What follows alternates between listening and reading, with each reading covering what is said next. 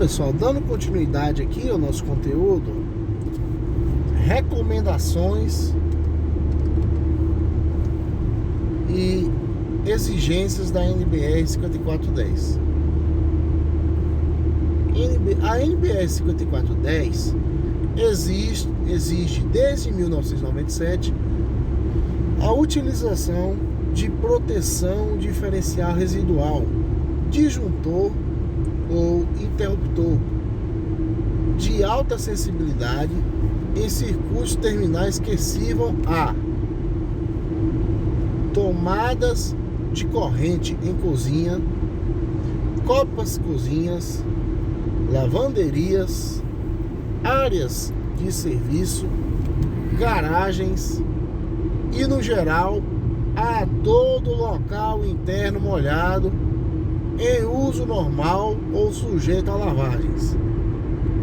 Pessoal, nesse tópico aí nos leva a lembrar, né, situações próximas a nós aqui que chega a nosso conhecimento, pessoas às vezes que estão em suas residências fazendo alguns serviços domésticos, como lavar uma roupa numa máquina de lavar, e acaba tomando um choque, e algumas em situações até fatais chegam até a falecer. Então esses dispositivos de proteção visam, principalmente aí em áreas molhadas, próximas a piscinas, área de serviço das residências, a proteger as pessoas de possíveis choques elétricos. Tomadas de corrente em áreas externas, tomadas de corrente que, embora instaladas em áreas internas, possam alimentar equipamentos de uso em áreas externas.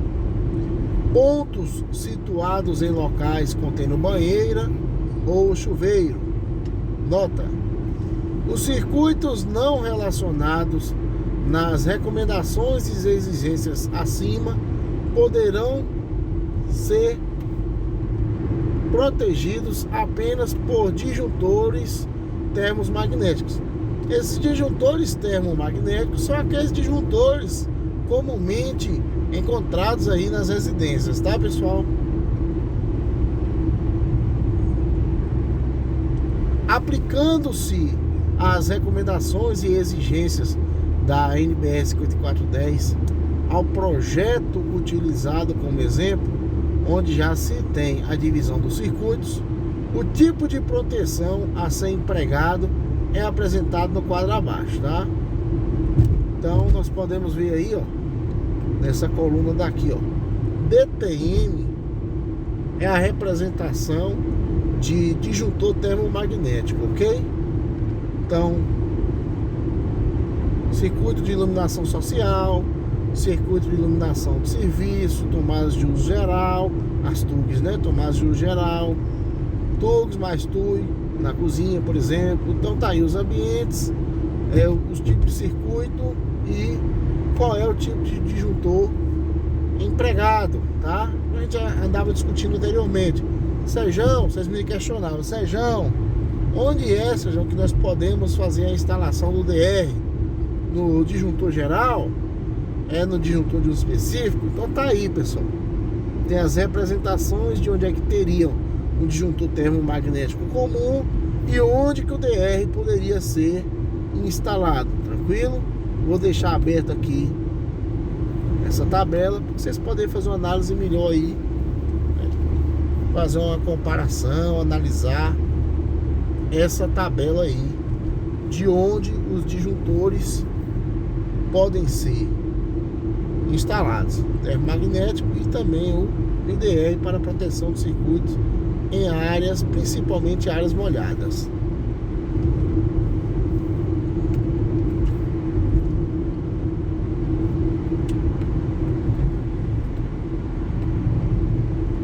DTM, disjuntor termomagnético. IDR, interruptor diferencial residual. Tranquilo, pessoal? Lembrando que aqui nesse último tá lá, ó, específico, quadro medidor, em cima o quadro distribuição, as duas últimas linhas. Os dois tem que ser disjuntor termomagnético. Por quê? Como a gente já discutiu em outros momentos, o interruptor diferencial residual, ele é muito sensível. Qualquer fuga de corrente que ele perceber partindo para o terra, ele vai desarmar. Então, se você colocar isso aí no seu circuito de medidor, lá no quadro de medidor lá que vem da concessionária de energia, que no caso aí da região de Caetité a Coelba, né? Ou então no quadro de distribuição dentro da residência, ele vai ficar desarmando e você vai ter dificuldade de saber onde é que está ocorrendo essa fuga de corrente no circuito, tá? Então, tá aí esse quadro. Ele é um quadro importante, digamos assim, para nós termos uma compreensão melhor de onde que o IDR pode ser instalado juntamente com o disjuntor termomagnético. Lembrando que vamos ter uma prática aí com o IDR para identificar essa fuga de corrente, tá? Coisa que o disjuntor termomagnético não faz. Nós vamos ver isso na prática. Aqui, pessoal, nós temos representado o desenho esquemático do quadro de distribuição, tá? O azul aí, indo direto para o barramento, de cima para baixo, podemos considerar sendo neutro. As duas linhas vermelhas seriam as fases que está entrando no disjuntor geral termomagnético. E o verde e amarelo ali indo para o outro barramento, podemos representar como um circuito de proteção, o aterramento, tá? Podemos ver que as fases a partir do disjuntor termomagnético geral são distribuídas nos circuitos entre os disjuntores da esquerda e os circuitos da direita. Para quê? Para não sobrecarregar uma única fase e ela ficar bem balanceada e distribuída entre uma e a outra.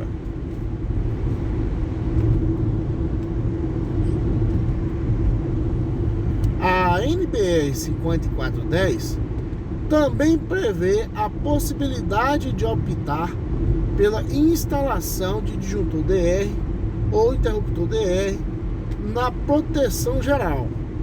A seguir serão apresentadas as regras e a devida aplicação no exemplo em questão. Então vamos ver aí, galera, quais são as regras em questão se você for utilizar o IDR no circuito geral. Opção de utilização de interruptor DR na proteção geral. No caso de instalação de interruptor DR na proteção geral, a proteção de todos os circuitos terminais pode ser feita com o disjuntor termomagnético. A sua instalação é necessariamente no quadro de distribuição e deve ser precedida de proteção geral contra sobrecorrente e curto-circuito no quadro do medidor. Esta solução pode, em alguns casos, apresentar o inconveniente de o IDR disparar com mais frequência. Foi o que nós estávamos discutindo anteriormente. Existe a possibilidade? Existe. Eu, particularmente, não recomendo. Porque você, como eletricista, pode fazer uma instalação assim na casa de um cliente e depois ter dificuldade para ajustar para resolver o problema, tá? Então, uma vez que ele sente todas as correntes de fuga naturais da instalação. Também não recomendo a instalação juntamente com o disjuntor termomagnético geral do IDR em instalações elétricas já existentes. Você não sabe muitas das vezes como é que está aquela fiação dentro daqueles eletrodutos, tendo em vista que já fazem anos que aquela instalação foi feita, né? As luminárias, você não sabe. E além disso, você também não sabe quem instalou. Não foi você que fez esse serviço. Então você teria que fazer uma análise geral da instalação elétrica da casa do cliente, da indústria do cliente. E mesmo assim não é garantia de que vai estar tudo bem, tudo certo, ok? Então, muito cuidado nessa hora. Tá aí representado. Se você usar um único IDR geral, não tem necessidade de você usar os IDRs nos circuitos independentes, tá? Uma vez que você já colocou no geral. Porém, se ele ficar desarmando direto, tendo fuga direto, você vai ter muita dificuldade de encontrar onde é que está ocorrendo esse problema. Você pode até ser um cara sagaz, né? Desligar todos os disjuntores e armando disjuntor por disjuntor e ver se aquele circuito está estável. Aí sim, talvez você possa encontrar onde é que está ocorrendo essa fuga de corrente. Mas você também tem que ter uma certa sagacidade para resolver esse problema, tá?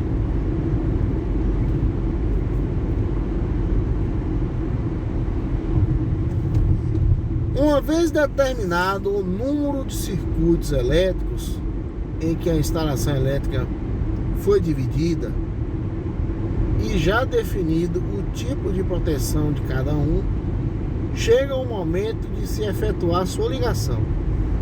Esta ligação, entretanto, precisa ser planejada detalhadamente, de tal forma que nenhum ponto de ligação fique esquecido. Para se efetuar esse planejamento, desenha-se na planta residencial o caminho que o eletroduto deve percorrer, pois é através dele que os fios dos circuitos irão passar.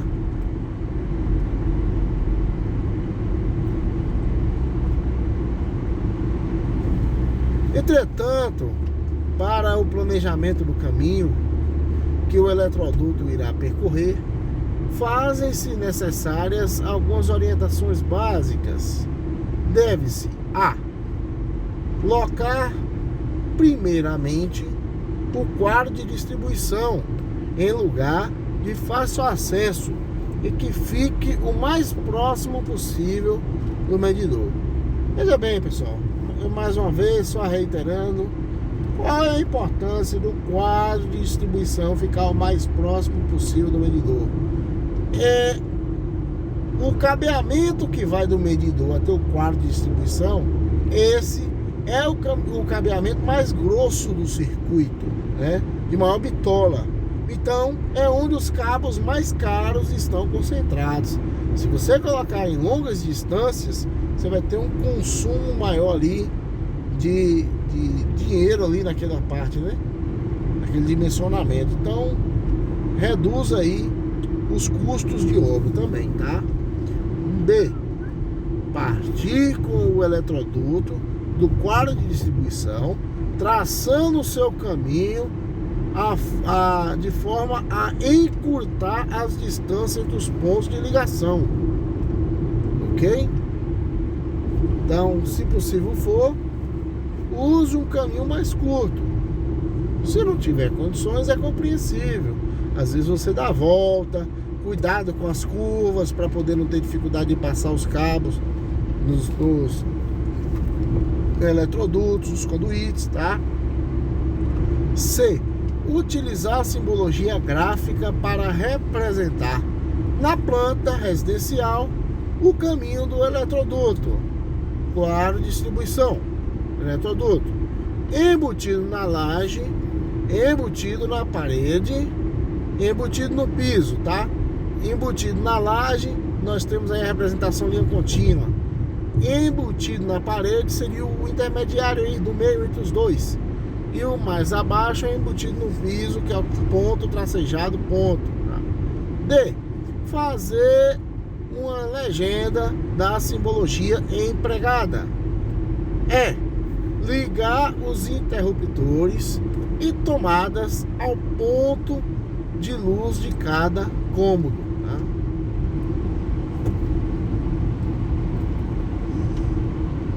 Então, mais uma vez, retornamos à planta baixa que havíamos discutido, né? Lá no outro vídeo.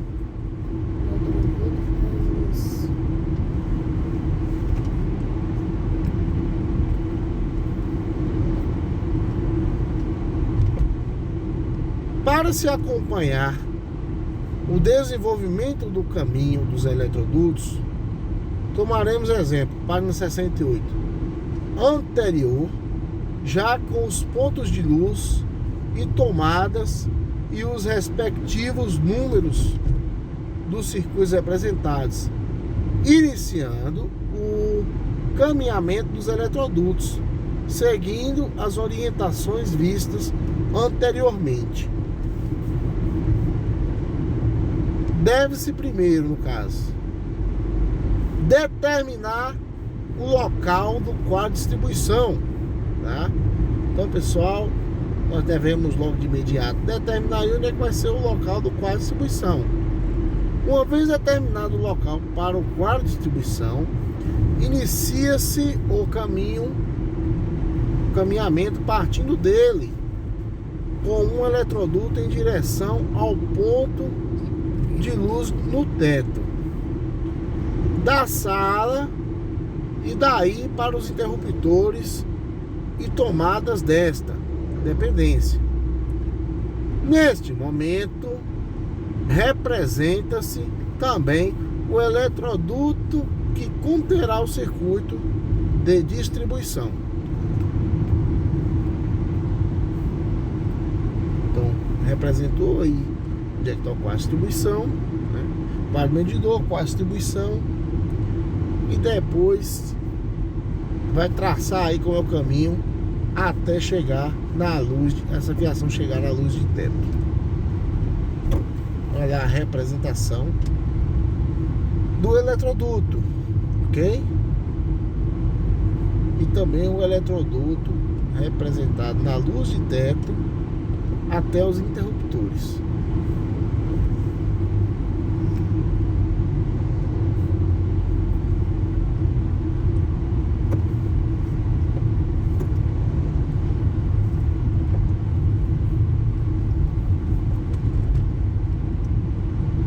Ao lado, vê-se em 3 dimensões o que foi representado na planta residencial.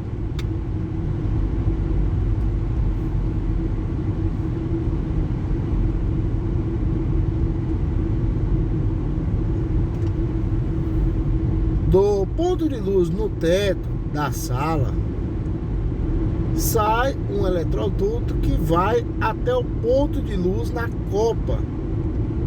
E daí para os interruptores e tomadas para a cozinha, procede-se da mesma forma.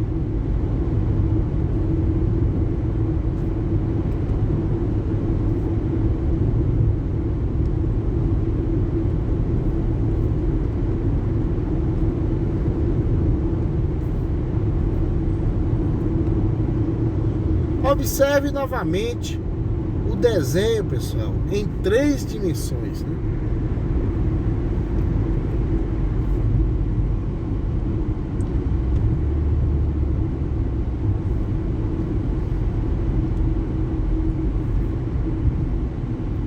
Para os demais cômodos da residência, parte-se com outro eletroduto do quadro de distribuição, fazendo as outras ligações.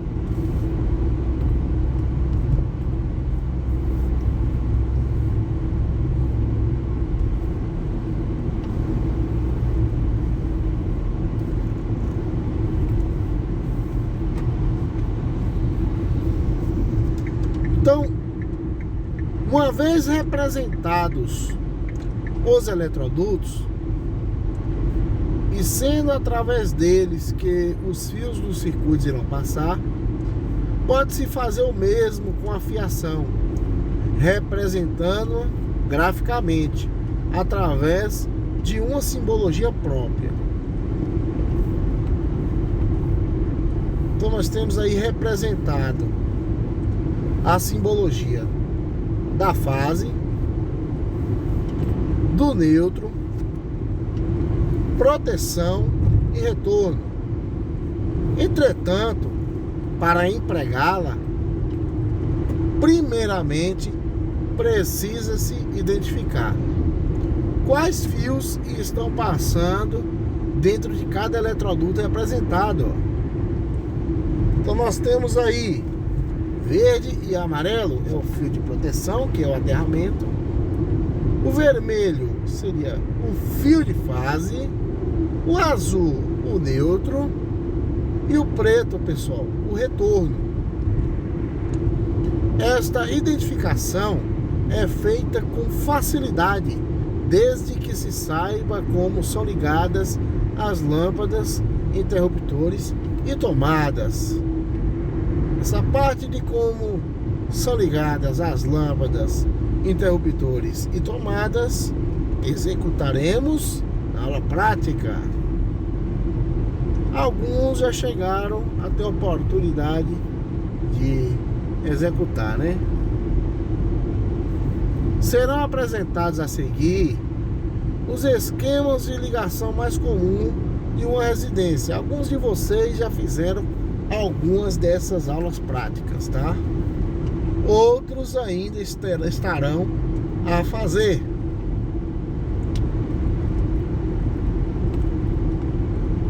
Então tá aí representado ligação de uma lâmpada comandada por interruptor simples. Então vamos ver aqui a representação, pessoal. Olha, tá bem fácil, bem didática, né? Com um ponto de luz no teto aí. Então, pela simbologia, conseguimos também ver lá em cima, na linha superior, o que está passando lá em cima daquele eletroduto.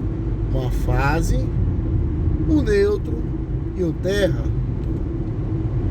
Então nós conseguiríamos perceber que está indo para o interruptor dessa lâmpada uma fase e está retornando o que chamamos de retorno. Ou seja, do interruptor para a lâmpada vai apenas o retorno. Já na lâmpada nós temos aí representado, chegando nela, o fio preto, que seria o retorno, né? A gente acabou de falar. Direto para a lâmpada o neutro e também direto para a lâmpada, em alguns casos, a que se fizer necessário, o retorno, o fio de proteção, que é o aterramento, né? O verde e amarelo. Aí vocês já me questionam, como já me questionaram, Sejão, posso mandar a fase direto para a lâmpada? Não deve, pessoal.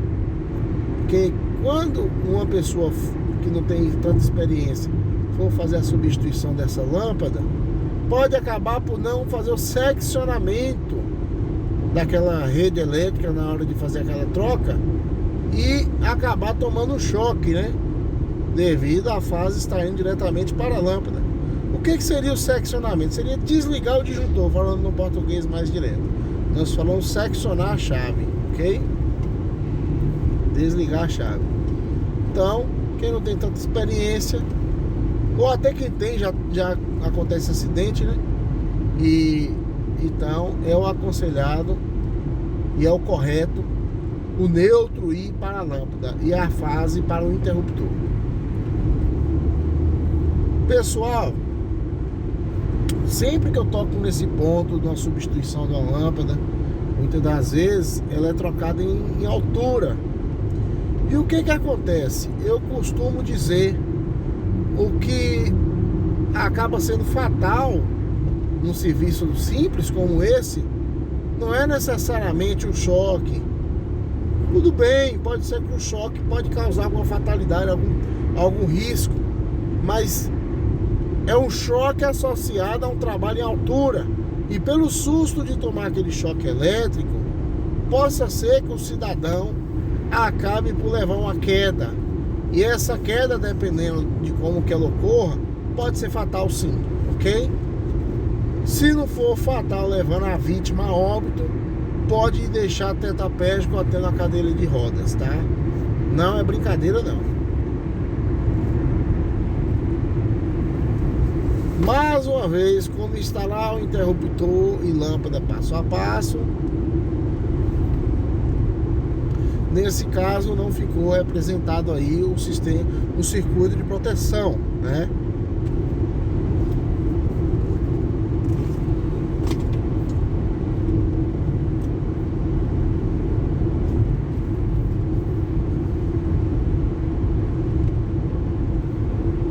Este circuito que está representado, perdoe, este circuito que está representado na tela, ligação de mais de uma lâmpada com interruptores simples, né? É a mesma coisa, não é a mesma coisa porque tem uma certa diferença, mas é bem semelhante os dois circuitos. O que acontece é que é acrescentada uma lâmpada no circuito em paralelo a outra lâmpada, ok? Então, no fio de retorno vai para as duas lâmpadas, o fio de neutro vai para as duas lâmpadas e o proteção vai para as duas lâmpadas. Quando o interruptor é acionado, por consequência, aciona as duas lâmpadas ao mesmo tempo.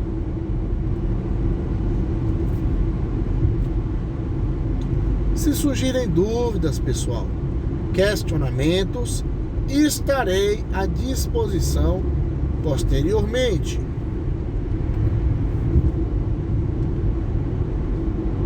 Já neste caso aqui, seria ligação de lâmpadas comandadas por dois pontos independentes, né? Interruptores paralelos. Esse é o famoso interruptor paralelo, também conhecido como three-way.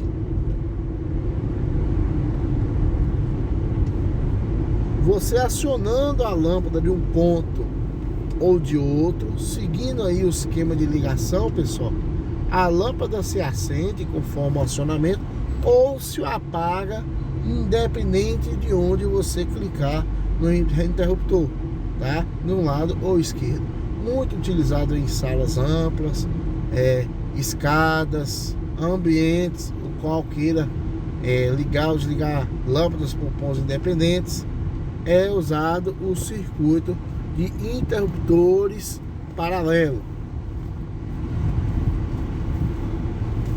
Mais uma representação de como é feito. O interruptor simples é diferente do interruptor paralelo, o qual também é diferente do próximo interruptor que será representado mais adiante, que é o interruptor intermediário, tá? Pronto, mais uma vez a representação aí do interruptor paralelo. Podemos ver nessa figura aqui que ele é um interruptor que contém 3 pinos, tá? O interruptor simples tem apenas 2. O interruptor paralelo tem 3 pinos. Esse aqui é a ligação de lâmpada comandada de 3 ou mais pontos, que é os paralelos, mas os intermediários, pessoal. Além dos interruptores paralelos, aqui também tem o interruptor intermediário, tá bom? Realmente, esse esquema de ligação tem um certo grau de complexidade um pouquinho maior, mas não é coisa muito difícil não. Surgir dificuldades, pode me acionar, estamos aqui à disposição para tratar as dúvidas que venham a surgir, ok? Então a gente pode ver aqui, ó, representado neste desenho, como eu falei naquela figura lá dos interruptores paralelos. Eles têm 3 pinos, né? Onde é que você vai fazer a ligação ali da fase, das ligações paralelas para o outro interruptor e também do retorno, representados, né? E nesse caso, aí no meio, podemos ver representado um interruptor de 4 pinos. Esse aí é o famoso interruptor intermediário, né? Os das 3 extremidades são os interruptores paralelos e o do meio é o interruptor intermediário.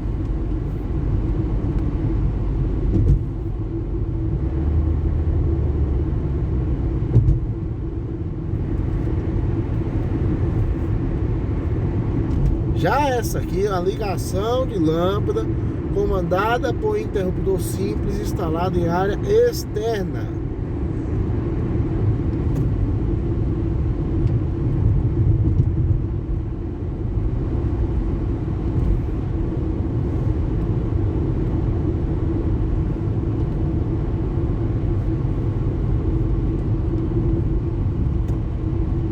Ligação de tomadas de uso geral monofásicas. Então, pessoal, as tomadas, conforme a figura aqui mostra, elas são ligadas em paralelo, ok? Nesse caso aqui, principalmente, são tomadas monofásicas. Observem, o vermelho seria a fase, o azul o neutro e o verde e amarelo é a proteção, que é o aterramento, ok? Sejam e um circuito aí bifásico pode acontecer também, pessoal.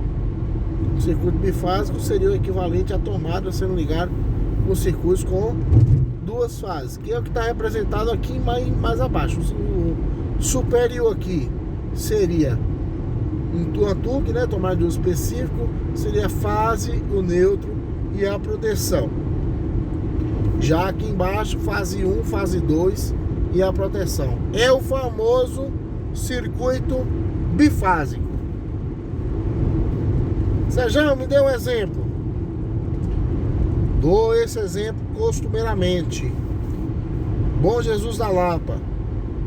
A energia em Bom Jesus da Lapa, o monofásico é 110 volts. Mas eu comprei um ar-condicionado, Sejão. E o ar-condicionado é 220 volts. Como é que eu vou fazer a ligação desse ar-condicionado 220 volts em Bom Jesus da Lapa? Aí você vai ter que fazer uma ligação do circuito bifásico, porque entre fase e neutro é 110 volts. E entre fase e fase nesse circuito, ele estará saindo em uma tensão de 220 volts, ok? Então se formará um circuito entre fase 1, fase 2 e a proteção, que é o aterramento, para alimentar aí esse equipamento em 220 volts. Circuito bifásico.